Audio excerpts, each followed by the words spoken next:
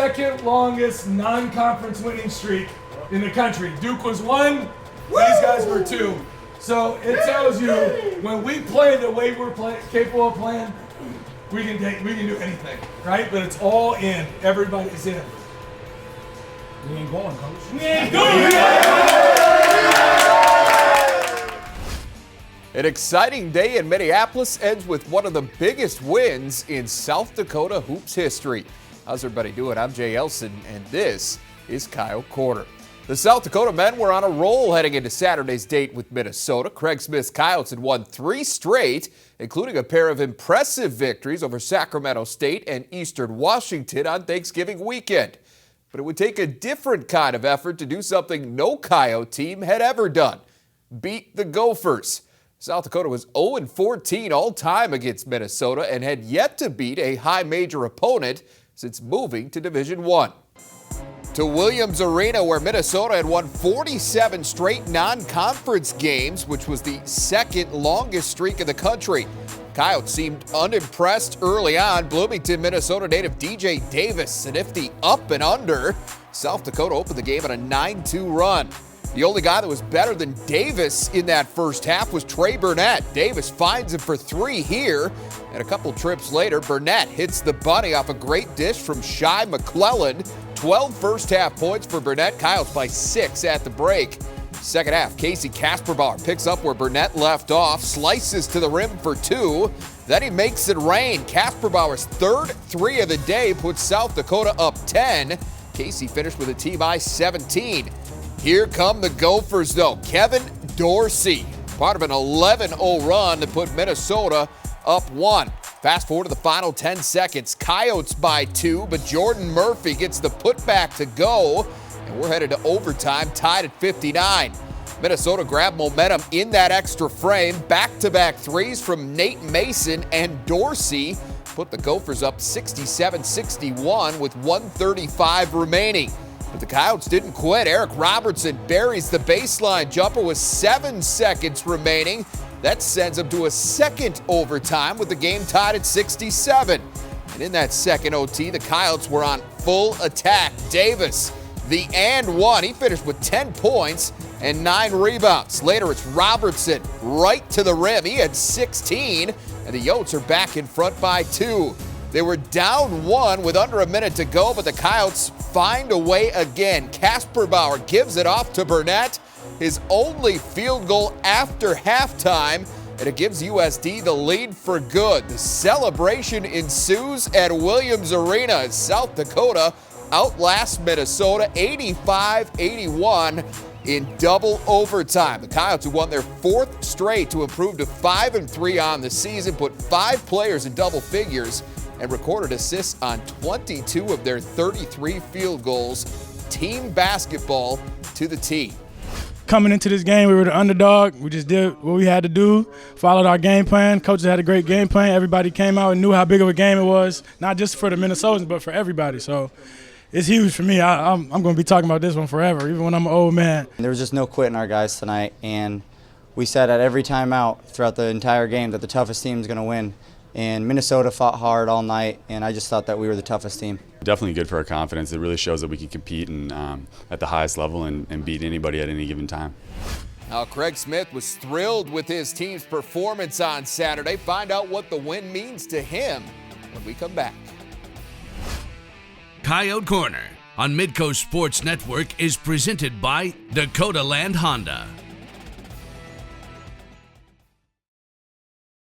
And welcome back to Coyote Corner. Jay Elsen, joined now by head coach of the USD men, Craig Smith. And Craig, I know you want to talk about Minnesota. You're itching to do it, but let's start, though, since we haven't had a chance to sit down and talk much yet this season, just by taking an overview of your team. As you first got to work with this bunch this season, what did you perceive as potentially some of your strengths and weaknesses coming in?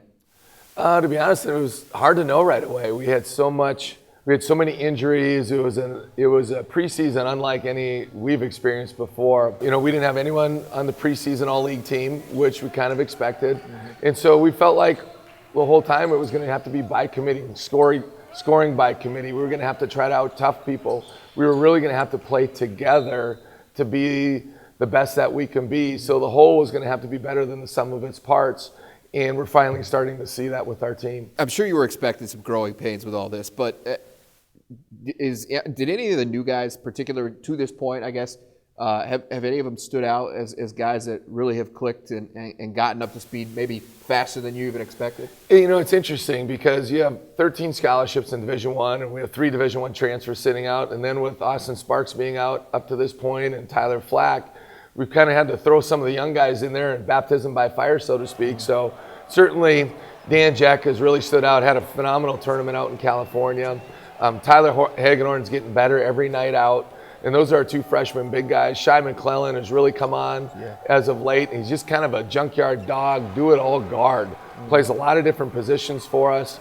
DJ Davis isn't a new guy, but he really didn't see the floor a whole lot last year. Sure. So in a lot of ways, he is a new guy. And so he's really starting to really improve, especially since the Mines game at home. And then there's been by committee other than that. So, it's been a fun year. It's fun to see their progress. And the nice part out is I feel like we can really improve in a lot of ways still. All right, well, let's get to the one that you want to talk about, Minnesota. You've got 4 guys on your team from the state of Minnesota. What a thrill for them to get the chance to play the Gophers at the bar. It really is, and we're very grateful to Coach Patino and Ben Johnson for allowing us to play that game. I felt like they were a little tight early. I thought Jack had a very good second half, a couple key baskets, was really good defensively. DJ Davis, like I said, did a great job on King and just really played within himself. And when DJ plays within himself, is a good player for us. And so and I just felt like we were better when he was on the floor. And then Robertson, you get 4 fouls and you take him out and we put him back in, I believe, with just under 8 minutes to go. And he was able to rattle off 16 minutes straight in huge buckets. The bucket he hit to tie the game at the end of the first overtime was clutch with about 7 seconds to go. And that kid's just a winner. And so you're so happy for those guys, and the team and the rest of the team knows how special it is for those guys. Right. And so we had a really good look to our guys all week in practice and certainly in the game. So you get your first win over a power conference school in the Division I area. You get your first win over Minnesota ever. And you snap that 47-game home non-conference winning streak. Can you quantify yet how big this is? It's hard to quantify, but, it's credit to our guys, certainly, in believing in themselves and the courage it takes. It could have went south pretty quick when they make the tip in with 1.2 seconds left in the end of the regulation, but shows a lot of courage, it shows a lot of heart. You got to have a tight team, which I feel like we do. You got to have a tough team, and we're starting to display some of those things. So truly a team effort, and now we got to continue the momentum forward. All right, thanks to you for your time this week, Craig. Looking forward to speaking to you all season long. Thanks, Jay. All right, thanks. Well, the Kyle women picked up a pretty big win of their own last week, and like the men, they needed overtime to get it. We've got the highlights and post-game reaction from that one next. Coyote Corner on Midco Sports Network is presented by Dakota Land Honda. And welcome back. Well, after dropping their first 3 games, the South Dakota women have quickly gotten their season back on track. Coyotes started that turnaround with a dominating win over Marquette in the home opener and followed it up by winning the Florida Atlantic Thanksgiving tournament. Thursday, the challenge got a little bit tougher, though, as the Coyotes returned to the Dakota Dome to take on Drake. The Bulldogs came in ranked 13th in the RPI and number 8 in the mid-major poll. Nicole Seekamp was ready for him. 35 drops back-to-back threes to give the Coyotes an early lead. She scored 12 first-half points. USD would lead by 6 at the half. Bulldogs start to show some bark in the third. Maddie Dean and Missouri Valley preseason player of the year Lizzie Wendell hit back-to-back trays. Drake would be up 52-49 after 3. Coyotes would trail by as many as 8 in the fourth quarter before the offense starts to come alive. Caitlin Duffy, 3 times 2 is 6. Back-to-back threes for her to put USD in front 66-64.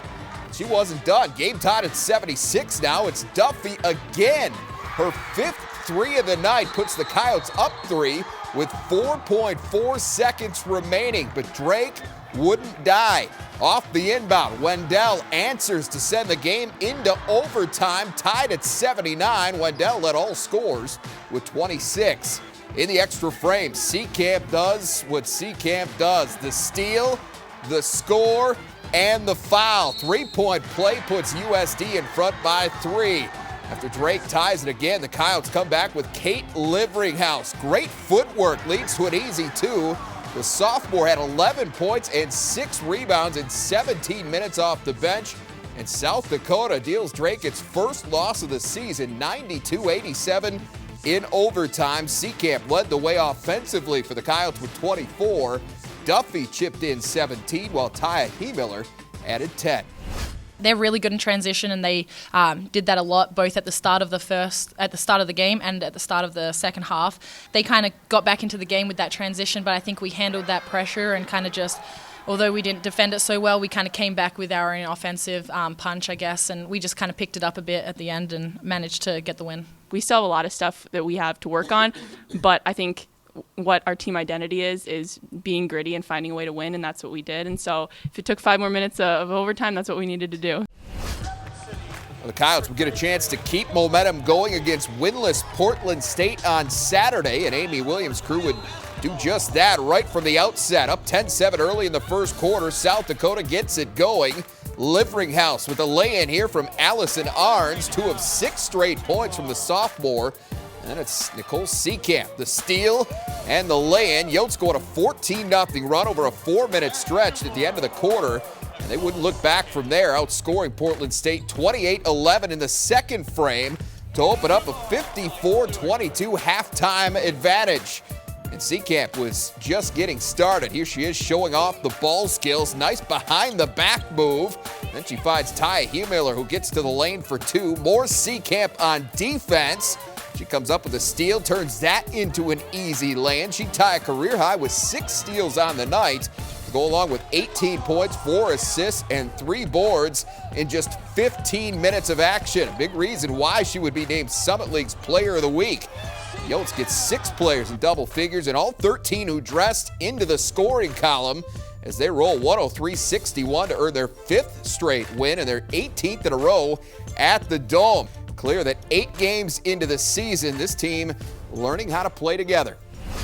At first it was a little rocky, and we started 0-3, but now that we're kind of figuring out, like, if I drive here, I know my teammate's going to be there. If I go here, I know my teammate's going to be there. That chemistry is helping, and it's just helping us click. Caitlin Duffy is one of several new players making an impact for USD this season. Here what head coach Amy Williams thinks about her new sharpshooter after this. Coyote Corner on Midco Sports Network is presented by Dakota Land Honda.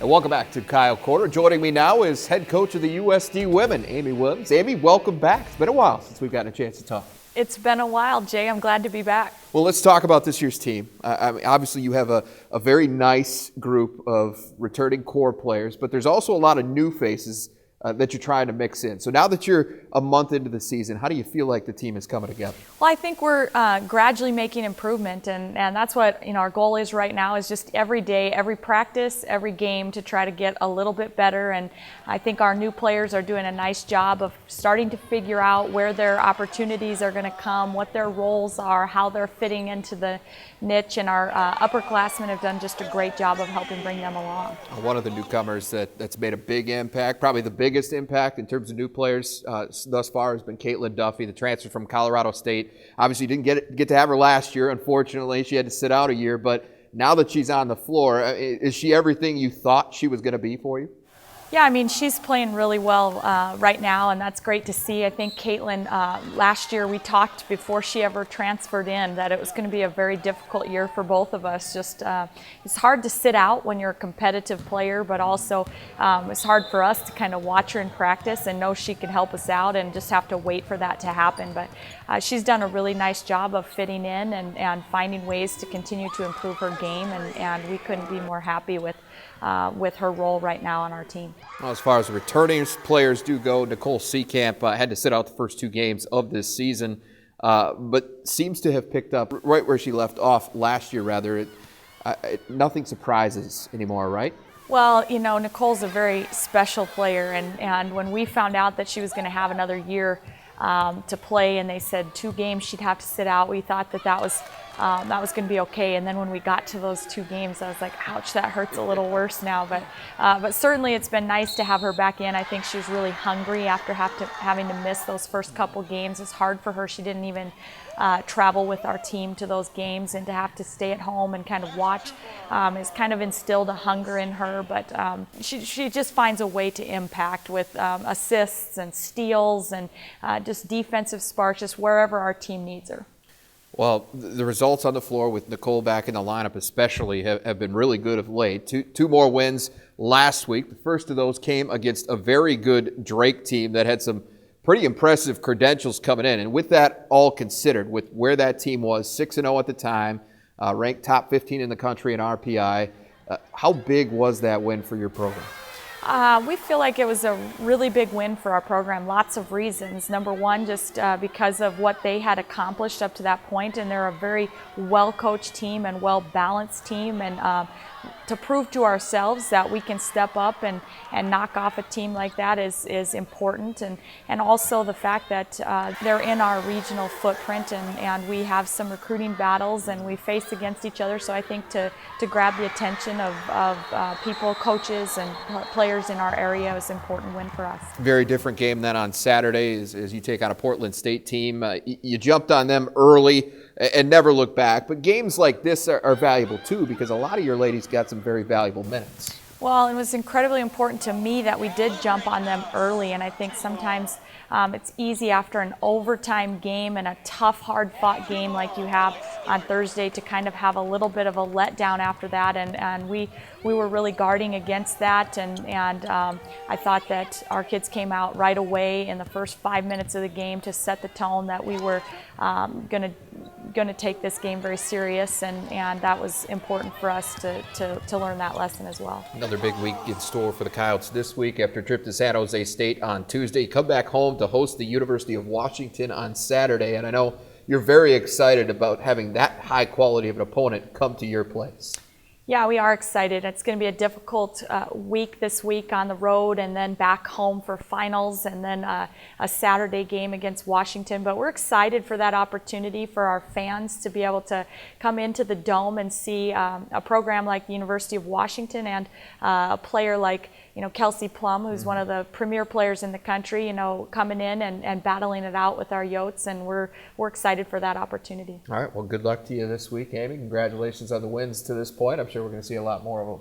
Thanks, Jay. All right, Amy. Well, as Coach Williams can attest, college basketball is a very different game this season, and when we come back, we're going to take a closer look at some of the rule changes that are forcing coaches and players alike to adjust on the fly. Coyote Corner on Midco Sports Network is presented by Dakota Land Honda. And welcome back. Well, at this stage in the young college basketball season, easily the biggest talking point among hoops fans has been the rule changes put in place this year by the NCAA to both the men's and women's games. To help make sense of what's new and how players and coaches are responding, here's Alex Heinert.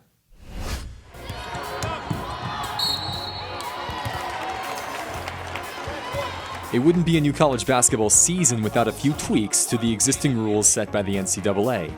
Unlike in years past, however, the changes this season are much more obvious to even the casual fan. Let's start on the men's side, where the NCAA has put an emphasis on increasing freedom of movements and decreasing physicality, all with an eye to boosting scoring and speeding up the game. The lowering of the shot clock by 5 seconds was designed to help with the latter, but it's tighter officiating on the perimeter and inside that have made for the biggest adjustments for the players. It's very different. It's a big change because you can't be as aggressive on the perimeter as you have in the past. Everything is tighter, so offensively and defensively, you just can't put your hands on them at all. Any forearm, when you're guarding the ball, it's a foul instantly. On the women's side, the major change lies in the clock. To speed up the pace of play, the NCAA has made the switch from playing 2 20-minute halves to 4 10-minute quarters. This shift in format has necessitated a change in the bonus and double bonus rules as well. Gone are the days of 1 and 1, as now a fifth team foul in a quarter will automatically result in a 2-shot free throw. Like the men's game, the way fouls will be called to decrease physicality has also been implemented for the women, but it's the change in game flow that has posed the biggest hurdle for players and coaches alike. I definitely think the flow of the game has kind of been chopped up just a little bit. Kind of getting that flow is sometimes once you kind of get in a rhythm and things start going, it's kind of interrupted. The biggest adjustment for me personally has just trying to adjust to one less called timeout and trying to figure out when and where we can afford to take those timeouts. Even though the changes will take some getting used to, both Amy Williams and Craig Smith agree the game will be better served in the long term. I think that it'll benefit the game of women's basketball in the long run, and hopefully that in turn will benefit our team. There's going to be a little bit trial by error in this year and next year, but I know in the long term it'll be a very positive thing. Well, big changes this year and possibly bigger changes to come. Craig Smith told us this week he would not be surprised if the men's game follows the women's lead and shifts from halves to quarters in the not-so-distant future. Smith says it's all about college mirroring the NBA, and this would be another step in that direction, Jay. All right, thanks, Alex. Well, remember, both Coyote basketball teams back in action this Saturday for a non-conference doubleheader at the Dakota Dome. The men host Cal State Bakersfield at 5:30, while the women take on Washington at 8 p.m. You can catch both of those games right here on Midco Sports Network. All right, that is our time for this week. For Alex Heinert, I'm Jay Elsen. We'll see you back here next week for another episode of Coyote Corner.